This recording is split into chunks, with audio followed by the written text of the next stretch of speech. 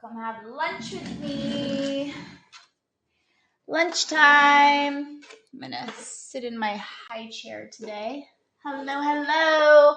So I'm going to share a healthy snack. What's going on? And also lunchtime with me as we can't adjust this. So what's going on, you guys? I'm going to share like these every Wednesday at 12 p.m. Eastern. We're going to go live and I'm going to read a segment from here. And also today we had a busy day, so I already ate my snack, but I'm going to share some of my favorite snacks with you guys. These are my current favorite bars. I already ate this one. I'm really loving this bar. Like when I'm really busy and I don't want to like leave my workflow, I will come back to one of these bars. These give me a stomach ache, so I bought a few of them, but I'm not going to eat them anymore. And these are really good, like if I want like more of like something like a date. And these, but so far these are like my two favorite.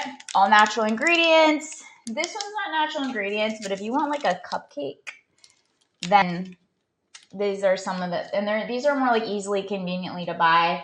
I found this at Whole Foods and then this at Whole Foods. So that was my lunchtime snack. Sometimes it's more of a snack, and then I'll order something later because I already ate all my food.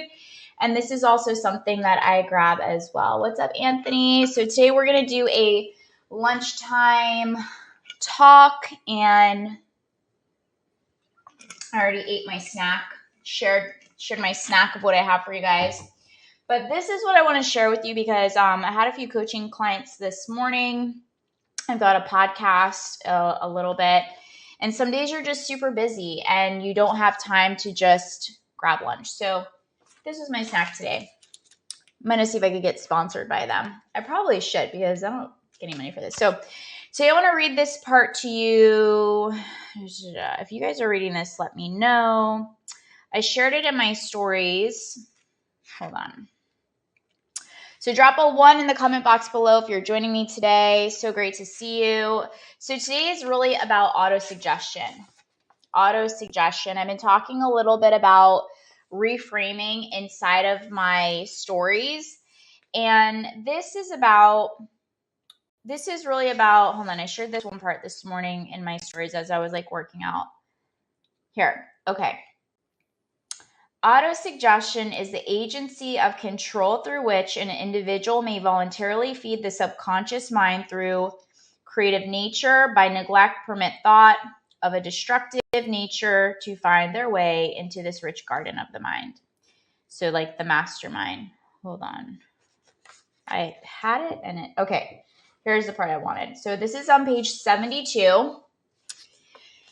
And in here we say, where failure is experienced, it is the individual, not the method, which has failed. So the reason why I bring this up is I want you to think of something that you're really striving to achieve. I want you to think of something that you have like a really big, massive goal. Because today we are going to talk about the pain and what does it cost you to not have what you want? What is it costing you to not be where you want to be?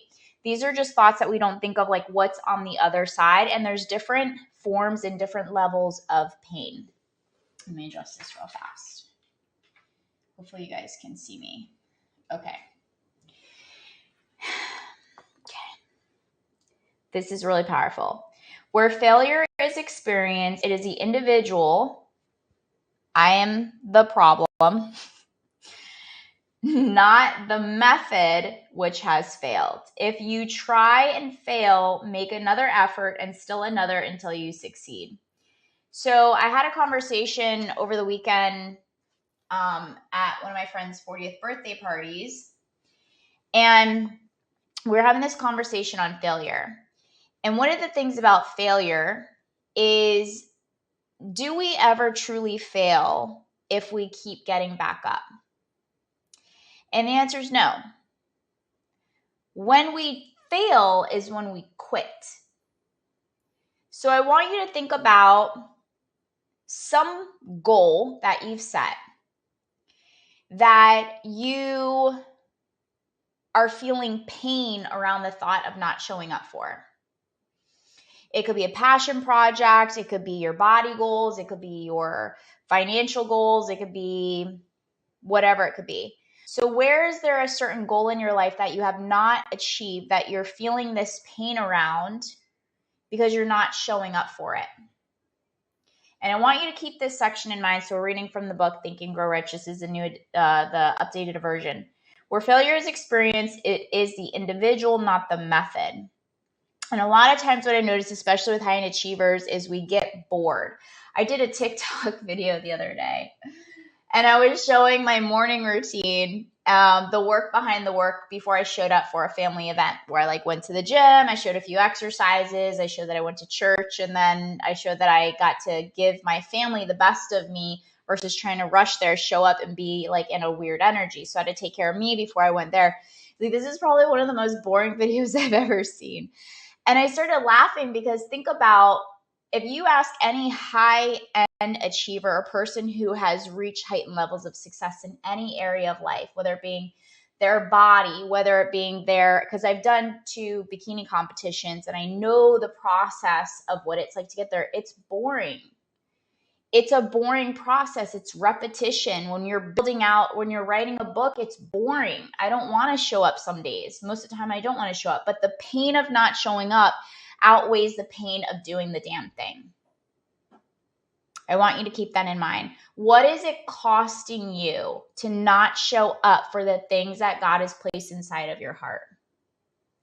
What is it costing you to give into the instant gratification versus saying no and experiencing that short-term little hissy fit of passing up on the alcohol, passing up on the desserts, passing up on Saturday I went to Rocco's Tacos.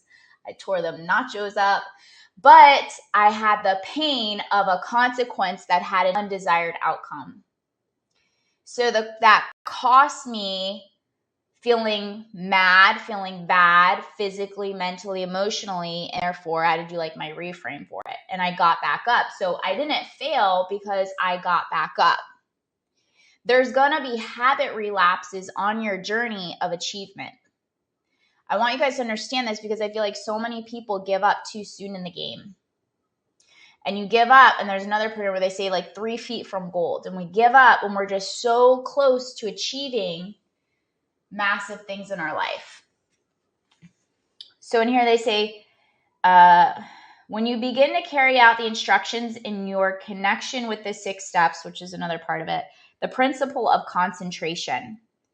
How strong, yes, never give up. Giving up is really when we fail. How focused are you with your goals? How clear are you on your goals? I had a conversation in a coaching session today I'm going to share with you because it's so powerful. And it's about pain. Now, there's a difference between pain and suffering. And there's 2 forms of pain. We have the pain of not achieving our goals because every day we cave into our instant gratifications, our instant pleasures, our instant impulsive, right? We have these impulses where life becomes really heavy and we feel like we just need a timeout. We feel like we need a break. We feel like we're being too serious. How many people in here where you've achieved massive things, you're being told you're too serious, you're too focused, you need to loosen up, you need to do this and that. Probably coming from people that haven't achieved very much in life. Be very mindful with who you're taking in this information from. I have not met one high-end achiever that has achieved massive things that has ever given me that advice. Not one person. Okay, let me be clear on this. So we have 2 forms of pain. One of the pains is showing up for your commitments, showing up for the things that you're focused and you're concentrated on, because you're not always going to want to do that. You're not always going to want to go work out. You're not always going to want to eat healthy. You're not always going to want to say no to the alcohol. You're not always going to want to say no to going out late at night and not showing up for your obligations and your the things that are going to get you closer to your goals. That's painful. It's painful sometimes saying no to the things that give us, like, in what we think in our mind, freedom and rebellion. We're like, yeah, let's go party. Let's go, like, do something destructive. I mean, it's fun. It's fun to be rebellious. It's fun to do stupid things, but it's not fun what's on the other side of that. So what is it going to cost me if I do, like, cave in to those instant gratification, that instant pleasure? And then we have the pain of not achieving what it is that we really want to achieve. It's almost like that saying where they say, choose your heart. It's hard to have money. It's hard to not have money. It's hard to be in a relationship. It's hard to not be in a relationship. It's hard to have kids. It's hard not to have kids. You know, like, it's like choose your heart on a mental level, a physical level, an emotional level, a spiritual level. So choose your pain. Is it the pain in the moment of feeling like you're feeling like deprived, or you're missing out, or you're too disciplined, or you're too serious? Or is it the pain of never achieving your goals? And one's playing for the short game and one's playing for the long game. So you have to decide. And if you do have habit relapses, because they happen, it's part of the journey, that you understand where it comes back to this specific section where failure is experienced. It is the individual, not the method. We give up too soon because then we want to blame it on the path we're taking. But maybe it's not the path. Maybe it's our addiction to stimulation. Have you ever thought of it like that? Maybe it's part of a personality trait that you've acquired, where if it gets too redundant, or it's too consistent, or it's predictable, you want to do something else because you're bored. Because boredom can also be a very self-destructive obstacle. You know, I see it happen a lot.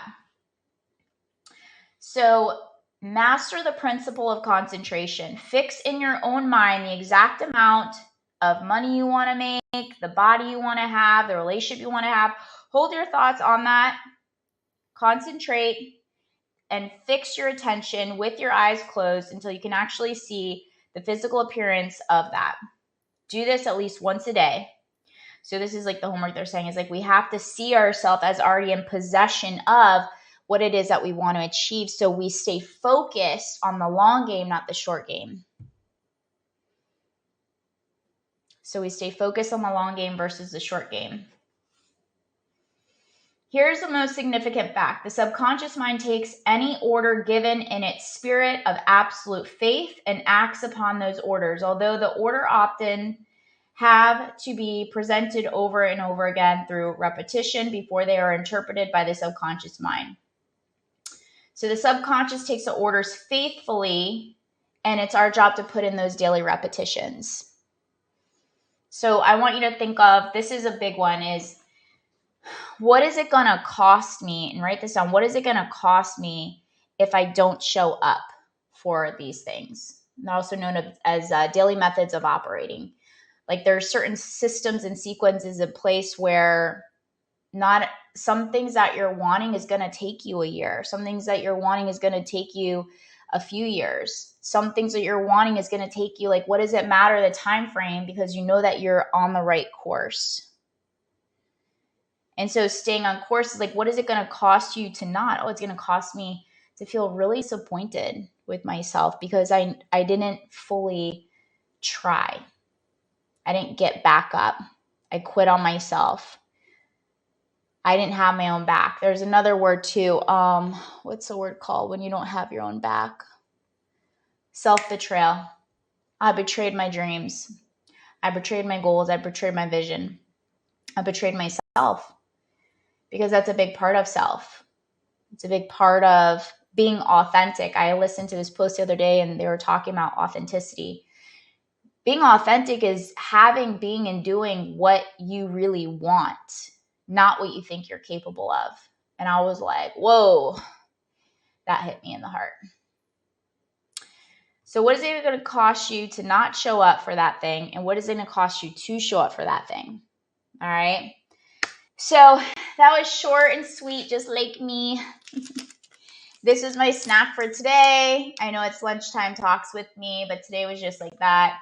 But I hope you're having a blessed up day. If there's a conversation that you would like to have in regards to all this, if you're getting the book, we're doing kind of like this lunch talk interpretation on Wednesdays at 12 p.m. Eastern. So make sure you put the notifications on. And if you want accountability, I have a free accountability calendar. The link is inside my bio. You can go to www.tanyascioliver.com/calendar. Or you could get that link in the bio. And then if you want it, it's also in here. So I hope you have a blessed up day. Make sure you write those questions down. And I would love to hear when you apply them into your day. Start today. Today counts. Today matters. How it's impacted you. All right, you guys, sending you so much love. I hope you have a blessed up day. And remember, you deserve to look, feel, and show up in your business and your life as your most elite self. So I'll see you later. Bye.